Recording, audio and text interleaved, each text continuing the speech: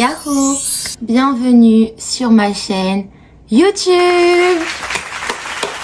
Aujourd'hui les filles, je pensais à vous faire une vidéo présentation sur le qui je suis, le pourquoi du comment je suis en Corée du Sud et bien évidemment qu'est-ce que je compte faire des réseaux sociaux. Donc bonjour à tous, je m'appelle Mina, j'ai 26 ans, je suis d'origine marocaine et je viens du sud de la France.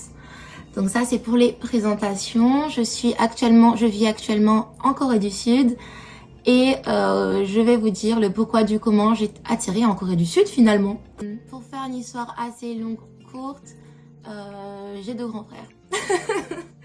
Du coup, on dit avec deux grands frères donc qui étaient totalement fans de tout ce qui était manga, animation, jeux vidéo. Je pense un petit peu comme tous les grands frères maghrébins de France ou même français. Dès mon plus jeune âge, j'ai beaucoup été exposée à la culture japonaise. Un jour, mon amour de l'Asie a commencé sur Twitter. Oui, Twitter. Il y avait une page, je ne saurais dire le nom, une page que je suivais qui avait partagé les scans de Hanari Dango, le manga. Donc ça m'avait intéressée et j'étais partie la voir en DM en disant c'est quoi un scan et tout, on dirait les mangas. Moi j'avais commencé avec Shugo Chara, je sais pas si vous connaissez, j'étais vraiment fan de Shugo Chara, Puka, bref vous connaissez, enfin tout ça. J'ai énormément aimé puisque ça passe de Enemy to Lovers. Ensuite je me suis tapé, après j'ai découvert qu'il y avait une série, j'ai kiffé, après j'ai découvert qu'il y avait un film, j'ai kiffé, ensuite j'ai découvert Arashi, puis la Johnny's Jump, etc. Et du coup, c'est comme ça que toute seule, j'ai commencé à apprendre le japonais. Arrivé au lycée, j'ai fait un lycée bac pro mode que j'ai tellement kiffé. Et durant le lycée, j'ai appris à connaître un petit peu les designers japonais et j'ai été totalement fan. Issey Miyake, etc.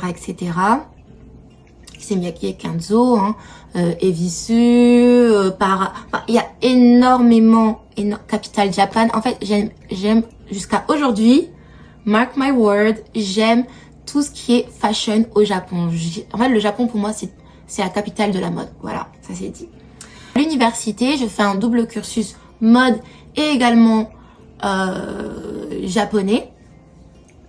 Durant ma première année de lycée, j'avais déjà vu du coup, j'avais déjà commencé à aimer la Corée quand j'étais au collège, mais sans connaître la Corée. Pour vous dire qu'en fait, je suivais tout ce qui était K-pop, mais que dans les versions japonaises. Parce qu'il faut savoir que toute la K-pop, ils font, quand ils disent, à l'époque, quand ils disaient oui, on va faire des tours internationales, pour eux c'était l'Asie. Hein. C'est comme quand l'Amérique disent on va faire World Tour et qu'en fait c'est Florida, Atlanta, tu voyez. Donc moi je ne suivais que les K-pop qui chantaient en japonais tout simplement. Du coup, moi les groupes que j'aimais bien, en tout cas c'était à l'époque, c'était Twice.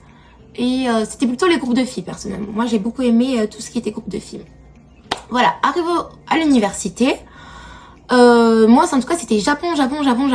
La Corée j'aimais bien juste vite fait, voilà. Parce que moi je regardais pas leurs dramas, etc. Ça ne m'intéressait pas du tout. J'avais vu la formation des BTS en train de se faire quand ils demandaient aux fans de participer pour que leur concert marche. Je me rappelle, je me disais, eux ils vont jamais marcher de toute façon. Et bon. Donc voilà, arrivé à l'université, première année top.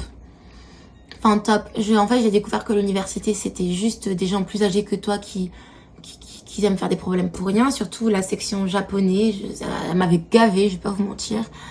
Il y avait des ryogakusei, donc les gens qui venaient faire des échanges universitaires. Et je m'étais fait amie avec eux parce que je ne supportais pas ma classe. Du coup, en fait, à la place d'apprendre le japonais à l'école, parce que je suis pas une personne méthodique, je n'arrive pas à apprendre assise devant un tableau, j'y arrive pas. En fait, moi, il faut que je me trompe, que je parle pour y arriver. Donc, j'ai réussi à parler japonais, mais malheureusement, pas d'une manière polie. Donc, je parlais en fait le japonais entre copines. Et à la fin, je rajoutais des en pensant que ça allait faire l'affaire. Pour ceux qui comprennent le japonais, vous voyez exactement ce que je veux dire. C'est comme si... en français, je dirais ouais, je vous avais pas du pain. Vous voyez ce que je veux dire? Donc voilà, je commençais à apprendre à parler le japonais conversationnel, mais pas le japonais professionnel. Et un jour, ma sœur me fait la surprise pour mon anniversaire de m'emmener au Japon. On a fait Busan, Kyoto, Tokyo, Tokyo, Seoul. Le truc, c'est que Kyoto, il y avait tous mes amis de Ryogakusei, des échanges universitaires. J'ai kiffé. Tokyo, j'ai kiffé. Non, en fait, Busan, dès qu'on est arrivé à Busan, j'ai dit, waouh, c'est ça la Corée? Mais j'ai dit, vas-y, passons. Kyoto, Tokyo. Après, on arrive à Séoul. Et là, je me dis, en fait, la Corée, c'est comme le Japon. Mais les gens sont plus, comment dire, tranquilles. Tu vois ce que je veux dire? Il n'y a pas de manière, autant de manières pour avoir ça, autant de tranquille. Vous voyez, genre le Japon, genre, en fait, le Japon, c'est très compliqué de comprendre une personne japonaise déjà. Mais ça, c'est tout un autre sujet. La Corée, c'est sympa, tu vois. Donc, moi et ma soeur, on se dispute. Elle part à Miami. Elle me laisse toute seule parce que en plus dispute inutile. Et moi je rentre à l'université. Une semaine plus tard, il me semble, j'appelle ma maman et je lui dis je me sens pas de rester à l'université. Les gens ils sont plus grands que moi et ils font des histoires qui m'intéressent pas. Et j'étais vraiment heureuse quand je voyageais. Et elle m'a dit écoute ma fille, prends une année sabbatique et voyage. Qu'est-ce que je te dise? Les filles, dites-vous. À savoir ma première année d'université, j'avais pas de bourse et j'avais un appartement étudiant misérable.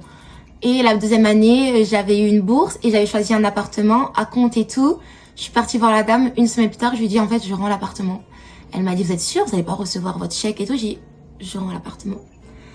Je rends l'appartement, je rentre chez ma maman, je prépare mon voyage. Je me fais 2-3 amis sur Facebook qui sont déjà sur place. Et je décide de partir en Corée du Sud avec un anglais bancal, un rêve et une valise. 2 semaines après mon arrivée, le corona a commencé. Donc j'ai été bloquée en Corée du Sud pendant 1 an. Mais il faut savoir qu'à l'époque, si vous aviez pas de visa, parce que moi j'étais venue en visa de tourisme, et en plus je ne savais même pas ce que c'était un visa quand j'étais jeune, parce que j'avais jamais vécu en dehors de la France. Du coup, j'étais partie voir, je me suis rendue à l'immigration qui vous proposait d'extendre votre visa tous les 3 mois. Donc c'est ce que j'ai fait. Après 2 ans en Corée du Sud, les 6 derniers mois ont été assez brutaux pour moi. Je vais pas le cacher, et parce que je pensais vraiment qu'en fait j'allais jamais revoir mes parents. Beaucoup de gens avaient des soucis mentaux et des problèmes très graves autour de moi qui m'ont affecté énormément. Donc je suis tombée dans une très grosse dépression et j'ai arrêté de me rendre à l'immigration et j'ai dû overstay mon visa pendant 5 mois. À la fin, suite à ça, j'ai été hospitalisée et on m'a aidé à rentrer en France. Avant de partir, il fallait payer une somme. J'avais payé 6 000 € pour que je puisse rentrer en Corée sans problème. Voilà. Les agents ont été adorables avec moi. La personne qui s'occupait de moi, enfin la policière ou la gendarme, je ne sais comment l'appeler, venait de rompre avec son petit copain. Donc elle était vraiment aussi au petit soin avec moi. C'était, en fait, je remercierai jamais assez Dieu parce que quand je me retrouve dans des situations très difficiles, Dieu fait en sorte de tout le temps m'aider. Et ça, enfin bref, hors sujet. Donc ensuite, je suis rentrée en France. J'ai dû être suivie, etc., etc. Et en plus, après, j'ai repris du poil de la bête parce que je me suis dit j'étais en dépression pour ma famille, mais là, je suis en famille quand même. Et je suis partie au Japon 1 an. Je suis partie vivre au Japon 1 an. J'ai fait l'Australie, j'ai fait plusieurs pays et voilà. Et me voilà de retour en Corée.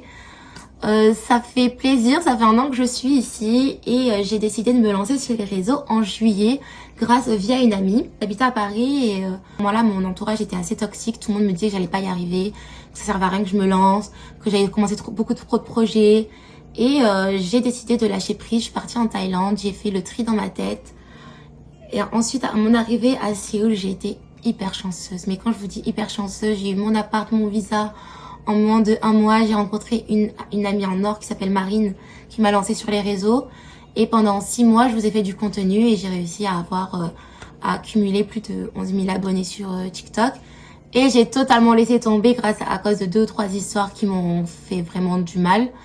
Et là, j'ai décidé de me remettre sérieusement sur les réseaux sociaux et de montrer aux gens qui n'ont pas cru en moi qu'ils avaient tort. Et voilà. Donc ça, c'est mon histoire et ce qui en est pour les projets de cette chaîne. Je compte ouvrir un podcast et inviter des personnalités publiques coréennes sur ma chaîne. Je compte vous faire plein de choses sur cette chaîne. Si vous m'aimez bien, vous aimez bien un petit peu ce que je dégage, ou que voilà, et que vous voulez être embarqué dans mon aventure, je vous invite à vous abonner sur mon YouTube, tous mes réseaux sociaux, et vraiment, guys, stay tuned. Je vous fais des gros bisous.